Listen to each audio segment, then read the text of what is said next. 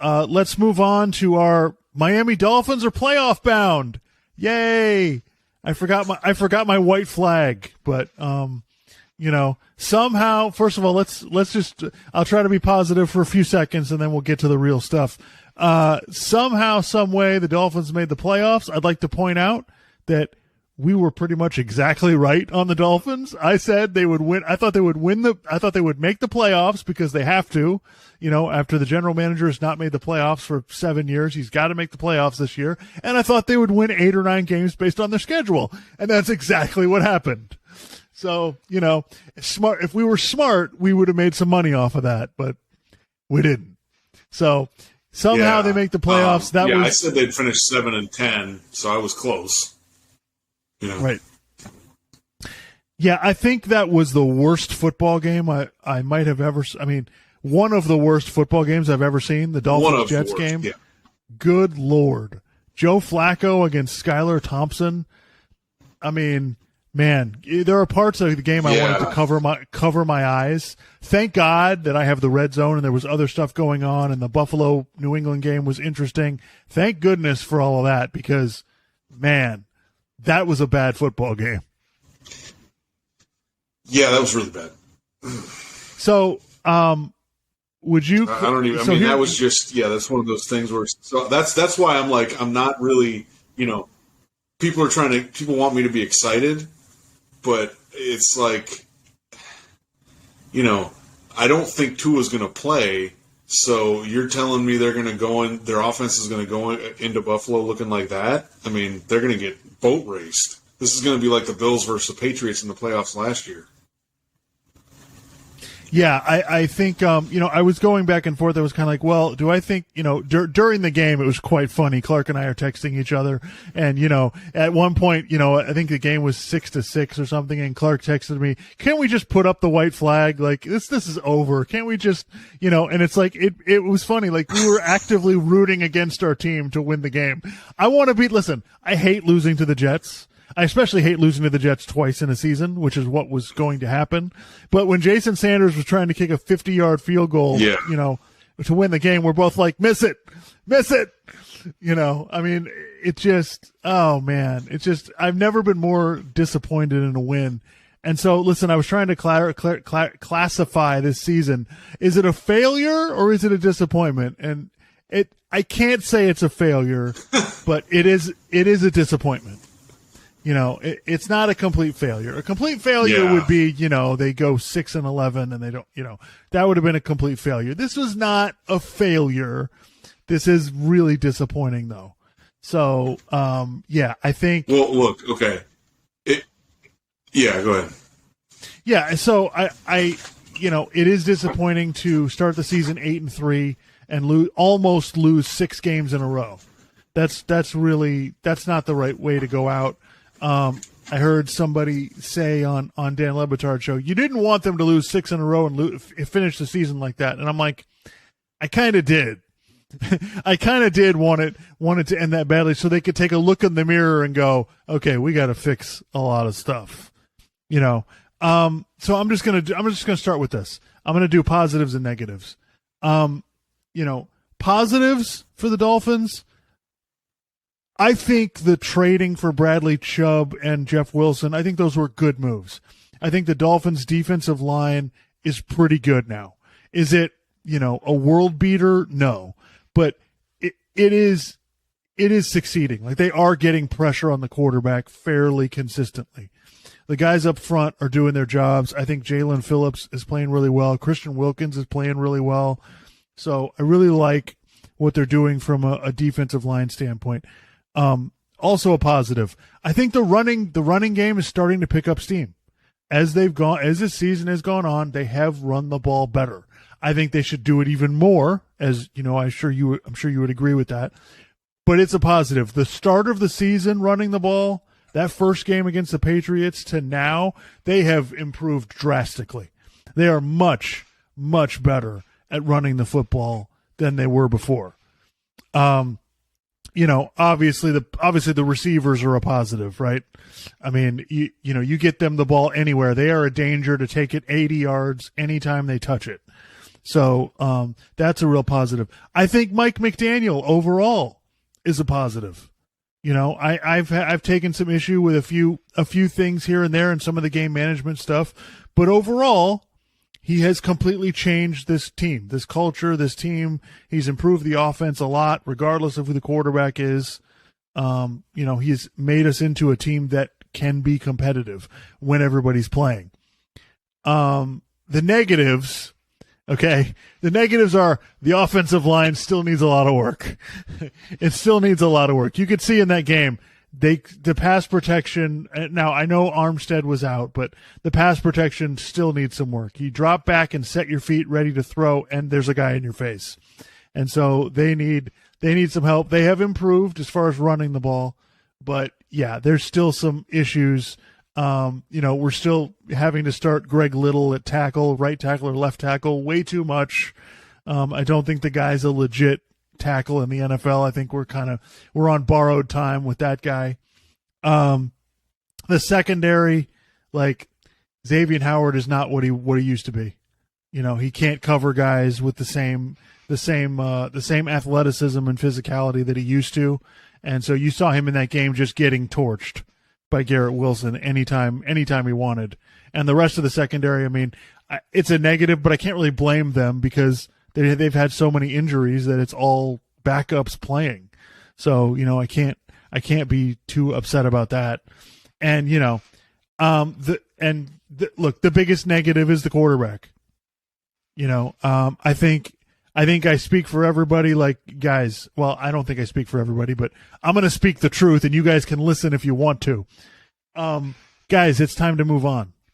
Like, you know, and I'm not saying Tua can't play for the team next year. I'm not saying that. I'm just saying we need to start formulating a plan to come up with a new quarterback. Like, it's been proven, Tua, for not only the way he plays, the fact that he can't stay healthy, the limits of the offense when he's in there. Like, the ship has sailed. We need to find another option, you know, to move forward with at quarterback. Now, what that option is, I don't know, but the Dolphins need to look into it.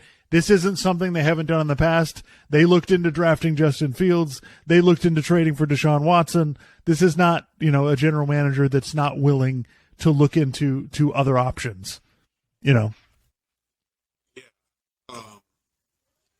Yeah, I mean, I'm trying to think if there's anything I can add to that. I mean, yeah, I basically agree. I think, you know,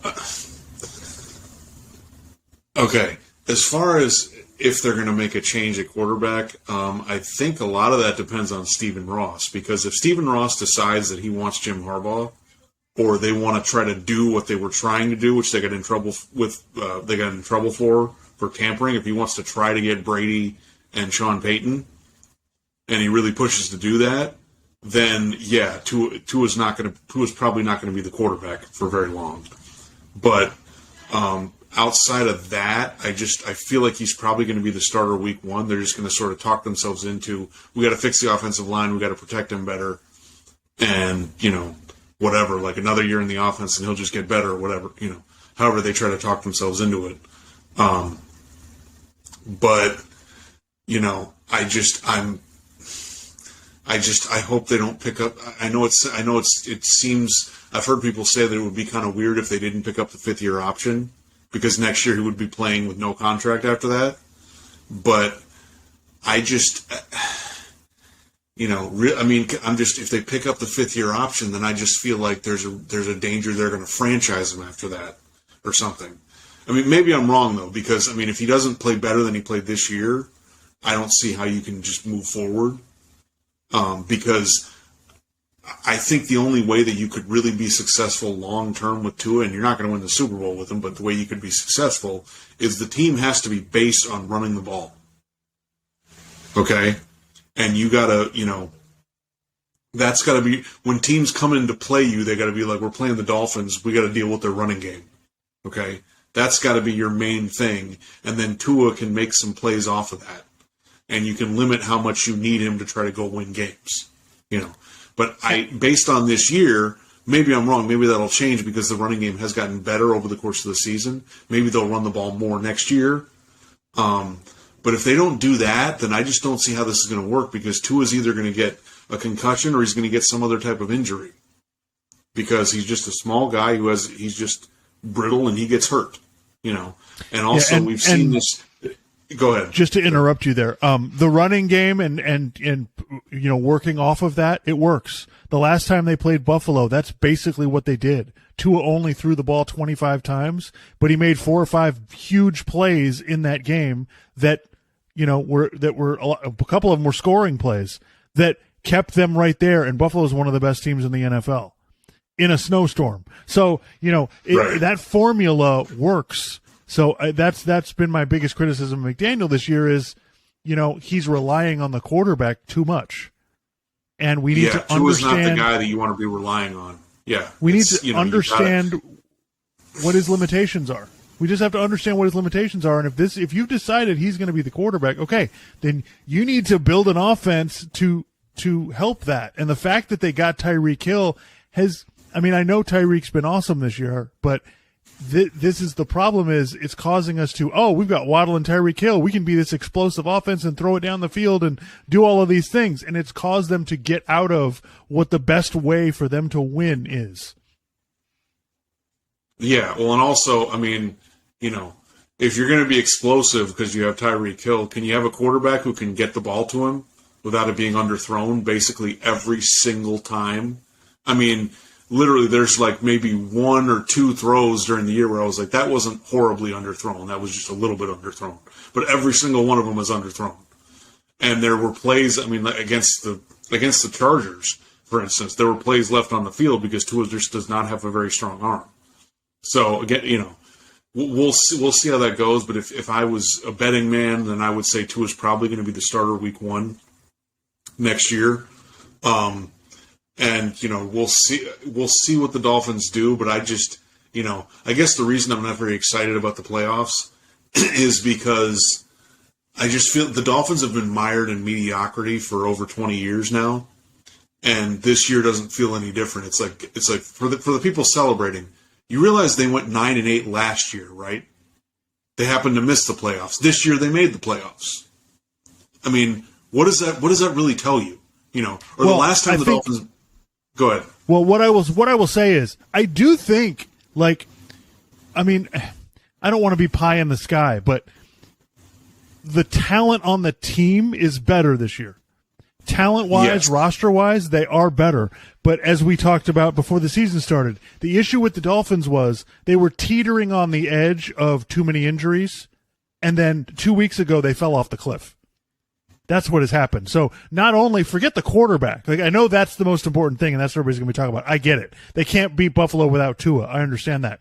But they also can't beat Buffalo if Armstead is injured. If, Mostert broke his thumb, he's probably not going to play.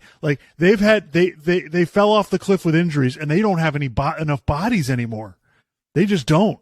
The only way they can stop people on defense is for their defensive line to get pressure, because that's all they've got at this point. The rest of their team is so banged up and injured now.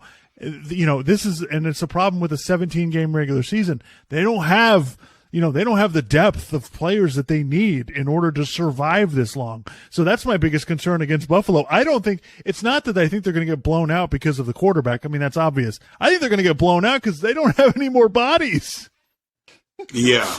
They don't have the guys. They just don't, Yeah. We could go on about Tua, forever. But, basically, like I said, I think he'll probably be the starter week 1. Beyond that, I don't really know, because I don't know how much the Dolphins are going to commit to him based on the way he's played and also based on the concussions. So I would like them to move in a different direction, but we'll see. I am holding out hope, though, because I think more and more teams, because you don't have to pay rookies so much money, especially rookie quarterbacks, you don't have to pay them as much, teams are more willing to move on rather than just give a guy a contract because he's like, well, this is the guy we got and we've, whatever. But, we'll see. But I did want to point out about the concussion thing. Okay. And we've talked about this before, but look, I don't know if Tua's going to play in the playoff game. My guess right now would be no, because I don't even think he's been able to practice yet. He's not far enough along in the concussion protocol where he can actually practice with the team. So, right. tomorrow's Wednesday, so it's already kind of, I really don't think he's going to be playing in that game in Buffalo. But, look, I'll just say this in terms of whether he should play or not, probably not, because, I mean, if you or I had a concussion within like 3 months, we probably would avoid the activity we were doing that caused the concussion for months on end, right, until we were totally good. Tua's had 2, possibly 3 concussions. Because the first game against Buffalo in the season, we're kind of not really sure. Maybe there was something going on there. And so, yeah, if you really want to get, medical about it, yeah, you probably shouldn't play. But, so as far as, should he play, should he not play, I mean, I don't really know, but people are kind of saying, like, well, if he plays again, then he's more at risk for a concussion. Are you saying he's more at risk because he's had them, a few weeks ago? Because, okay, I guess, but he's at risk anyway. Okay, he's a smaller player. He's gonna get ragdolled around by these bigger defensive linemen and defensive backs. So he's a risk anyway. So if you're saying, well, he shouldn't play in the playoff game, well, okay, so there's no risk with him playing week 1 next year? Like, I don't understand. Like, what point are you guys making? I don't really get it. So, yeah, as far as should he play, should he not play? No, he probably shouldn't play. But I just feel like people are almost giving the team a pass if he plays week 1 next year as if he's not at risk. And, yeah, he's at risk. It's even if he wasn't a small player, he'd be at risk because it's football. It's really dangerous. So, it's just one of those things where I'm like, I don't really think people, and we talked about this before. I think we talked about this after Tua had the really bad concussion where he had the fingers in front of his face against Cincinnati, how scary that was. But, yeah, if the NFL really wanted to be serious about this stuff, then, like, if you got a concussion at the beginning of the year, you might not play for the rest of the season, just to make sure you're not experiencing any other symptoms or anything like that. So, yeah, it's one of those things that I heard. I was listening to the Le Batard show, and I was kind of like, what are you guys really saying? So, I don't know. I don't know if you had any thoughts on that. Yeah, no, listen, I think the medical people should make the medical decisions. I don't like the people saying, well, the Dolphins shouldn't let him play. No, the Dolphins shouldn't be involved in the decision at all. Okay? The Dolphins should not be deciding, like, if the doctors clear him to play, like, that's what the Dolphins need to be worried about. Well, they shouldn't let him play because of his health, because he could injure himself long term. Well, if that's the case, then we shouldn't even play football anyway. Like, you want to talk about risk, like, there's a risk of me walking outside my house and getting hit by a car. Like, people get in car accidents every day. Like, what are we talking about as far as risk goes? I think the Dolphins should be making the decision, look, this guy can't stay healthy, forget the concussion part of it. And that's the other thing is you can't separate the concussion thing from the physical injury part. Right. The guy gets injured a lot, regardless of what the injury is. Go look at the last 5 years. The injury list is longer than I am, and I'm 6'2". So, he's going, this is part of the deal. So I think that, no, I don't think we should get into the business of, well, we need to decide what's best for this guy's life. Tua would want to play no matter what the situation was. Like, he's going to want to play. That's not going to change.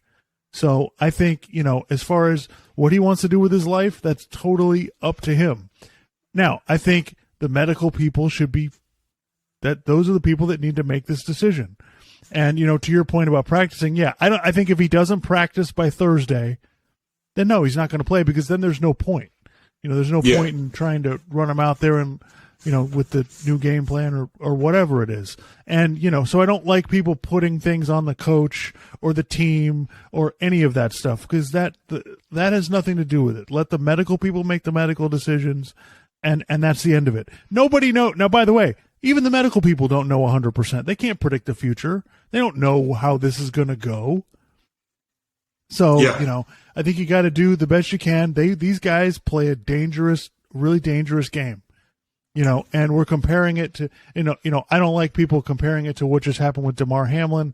Okay, look, that in itself is a separate issue. That could happen to anybody on any field anywhere. Yeah. So I think we need to just be a little smarter about the risk. I don't want Tua to get hurt. I mean, listen, selfishly, I would rather they just not play him and get a different quarterback. That's what I would do. Right. But, so we'll see how that goes. But do you are you looking forward to Skylar Thompson in a playoff game? Well, you know what? It's like you were saying. If because we wanted them to lose the last game of the year, so they take a look in the mirror. I mean, I want them to just get crushed by the Bills, so we can leave no doubt. It's like, yeah, they have Josh Allen. We don't have a quarterback anywhere close to that. We need to reevaluate what we're doing because we're not close. I feel like there's a bunch of people who are going to go into the off season feeling positive, and I'm just like, I don't know how you can really feel that way. Like I can see some bright spots, but at the same time, it's like, the NFL, things don't last that long. So when you're like, oh, our offense at times is really good this year. Okay, fine. Is it going to be that way next year? Because defenses catch on to stuff. They even caught on to stuff during this year, and that really affected how their offense played. So, it's just one of those things where it's like, look, there's fan bases who should be optimistic. Buffalo, Kansas City, Cincinnati, potentially the Eagles. Jacksonville. I'm trying to think of who else. Maybe the Chargers. Right. Even the Jaguars, I think, should kind of feel optimistic, right? If you don't have an elite quarterback, I don't understand how you can really feel optimistic because there's always going to be some ceiling and there's going to be teams or quarterbacks above you, and it's just going to be like you can't get up to that level unless you have a guy who can do that. It's kind of like we were talking about in college football. It's like if you want to compete with the big dogs, you need a really good quarterback. And Tua is, we've talked about it ad nauseum on this podcast. I mean, Tua is what he is at this point. We've seen it, so. Yeah, no, and you and I were talking earlier, everyone is down on Kirk Cousins, right, and Dak Prescott. They don't really believe that they can, they're elite guys that can take you anywhere. And, you look at Kirk Cousins' numbers, they lose a game to the Detroit Lions, he throws for 400 yards. So even if Kirk Cousins isn't winning you playoff games, he's still producing. And the people with the argument, well, Tua played well this year. You lost the last 4 games Tua started.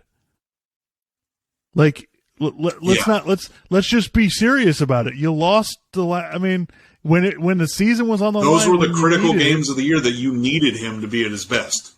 Right. So we'll wrap up on the Dolphins, but the last thing I want to say is that listen, there is just as good a chance that things get worse for Tua as they get better for him. Right? To me it's a coin flip. It could go either way because look, the defenses have figured out how to play against the Dolphins now. You saw what happened once starting with the San Francisco game. Once they adjusted to that, he didn't play very well. So, the idea that this is just going to get better, it'll continue to get better, I hope it does. But, there's just as good a chance that it won't. Yeah, or potentially backslides and gets worse, because you got to be able to. Because look, when you're basically what happens is the teams that continue to be good are dynamic. Okay, if you only have one way of playing, you better be insanely good at it, because otherwise teams will catch on to it and then they'll start to take that away, and then it becomes, well, what else are we going to do? What's the counter? And a lot of quarterbacks and a lot of teams don't have a counter. So. Okay, so we'll move on to some. We're going to do some NFL